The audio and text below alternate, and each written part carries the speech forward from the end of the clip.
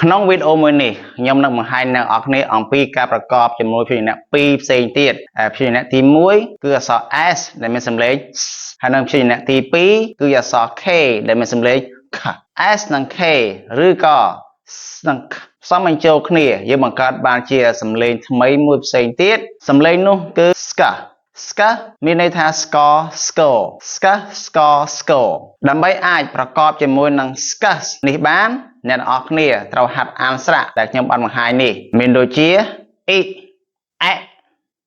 I Aនិង E ឥឡូវនេះយើងយក Sk score score មកប្រកបជាមួយនឹងស្រៈដែលខ្ញុំបានអានបង្ហាញនេះ Sk E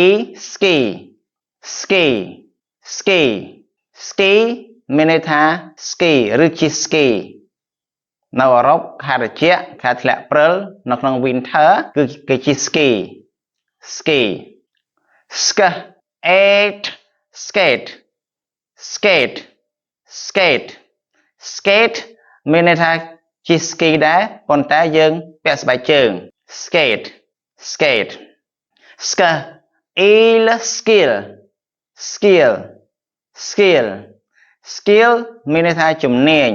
ឬក៏ទេពកោសល្យជំនាញឬទេពកោសល្យភាសាអង់គ្លេសនិយាយថា skill skill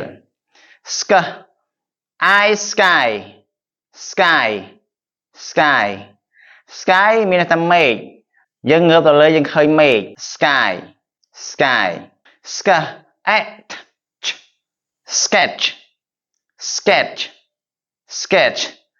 sketch គឺជាគំនូរព្រាងគំនូរដែលគេគូរមុននឹងគេគូរសម្រេចគេហៅថា sketch skirt skirt skirt skirt skirt មានន័យថាសំពត់ skirt សំពត់ដែលស្រីៗគេស្លៀកហ្នឹងគេហៅថា skirt